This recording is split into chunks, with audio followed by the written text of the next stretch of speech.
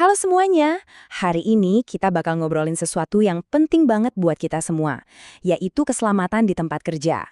Yuk kita lihat ini bukan sebagai buku peraturan yang tebel dan ngebosenin, tapi lebih sebagai panduan praktis biar kita semua bisa kerja dengan sehat, dan yang paling penting, pulang ke rumah dengan selamat. Oke, kita mulai dari pertanyaan yang paling dasar nih. Coba deh pikirin sejenak. Di kantor atau di tempat kerja kamu sekarang, siapa sih yang sebenarnya megang tanggung jawab ini? Apa bos kamu? Tim K3? Atau jangan-jangan diri kita sendiri? Jawabannya ternyata simpel banget tapi dalam, yaitu kita semua. Setiap orang, tanpa terkecuali, punya peran buat menciptakan lingkungan kerja yang aman. Nah, ini nih inti dari semua obrolan kita hari ini.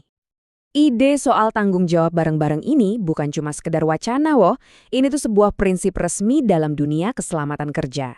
Coba kita lihat istilah formalnya. Namanya itu kewajiban menjaga, atau kalau bahasa Inggrisnya duty of care. Ini adalah kewajiban dasar yang nempel ke setiap orang di tempat kerja, dari direktur utama sampai anak magang. Artinya, kamu wajib jaga diri sendiri, misalnya dengan pakai helm proyek, dan kamu juga wajib jaga rekan kerja. Contohnya, dengan ngasih tahu kalau ada lantai licin. Nah, kewajiban menjaga ini nggak berdiri sendiri. Ada aturan main dan hak-hak resmi yang ngedukung dan ngasih kita kekuatan buat ngejalanin kewajiban itu. Anggap aja ini kayak kemitraan atau kerjasama ya. Di satu sisi, perusahaan wajib nyediain tempat kerja yang aman. Di sisi lain, kita sebagai karyawan punya hak buat dapat lingkungan aman itu. Tapi juga punya tanggung jawab buat nurutin semua aturan mainnya. Jadi ini hubungan dua arah, saling lengkapin. Oke, aturannya udah jelas. Sekarang yuk kita lihat ke dunia nyata. Gimana caranya kita ngenalin risiko di sekitar kita. Ini bukan cuma soal bahaya yang jelas-jelas kelihatan, tapi juga hal-hal sepele yang sering kita abaikan, kayak posisi duduk kita di depan komputer atau cara kita ngangkat kardus. Kutipan ini, wah kena banget ya. Ini intinya ergonomi. Jadi bukan badan kita yang dipaksa buat beradaptasi sama kerjaan, tapi sebaliknya, kerjaan itulah yang harus didesain supaya pas dengan kemampuan dan keterbatasan tubuh kita. Pendekatannya proaktif dan manusiawi banget. Nah, ini nih beberapa biang keladi stres fisik yang sering nggak kita sadari. Mulai dari gerakan yang itu-itu aja seharian, posisi kerja yang aneh, sampai getaran dari mesin. Mungkin awalnya kelihatannya sepele ya, tapi kalau numpuk terus-terusan, ini bisa jadi penyebab cedera serius. Nah, slide ini seru banget karena kita bisa langsung cek diri sendiri sekarang juga. Coba rasain, tulang belakang kamu sekarang bentuknya kayak huruf S yang alami, atau malah membungkuk kayak huruf C. Kalau postur C itu, wah, beban ke punggung sama leher itu luar biasa berat. Sadar akan hal ini aja udah jadi langkah pertama buat perbaikan. Tenang, ergonomi itu nggak ribet kok. Prinsip-prinsip ini tuh langkah-langkah praktis. Misalnya nih, jaga segalanya dalam jangkauan mudah. Artinya apa? Ya simple, barang yang sering dipakai taruh deket-deket aja. Atau bekerja pada ketinggian yang tepat. Ini maksudnya atur tinggi kursi atau meja, biar siku kita membentuk sudut 90 derajat. Gampang kan?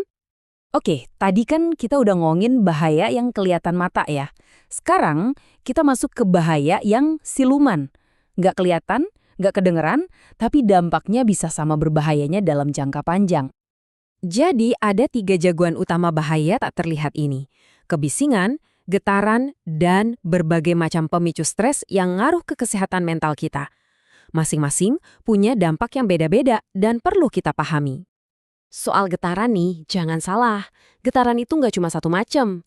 Ada getaran tangan lengan, ini biasanya dari alat kayak bor listrik. Dan ini bisa merusak tangan secara permanen loh. Terus ada getaran seluruh tubuh. Ini yang dialami sama supir truk misalnya. Dampaknya lebih ke tulang belakang dan bikin capek kronis. Pertanyaan ini mungkin banyak dari kita yang ngerasain ya, burnout atau kelelahan mental.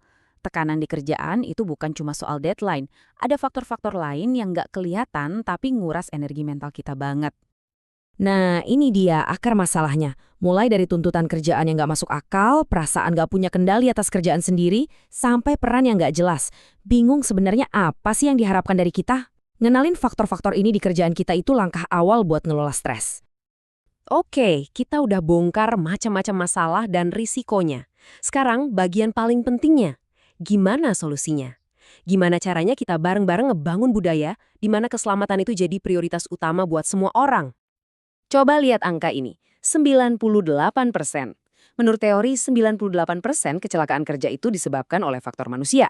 Tapi penting banget nih dicatat, faktor manusia ini bukan berarti nyalahin orangnya ya.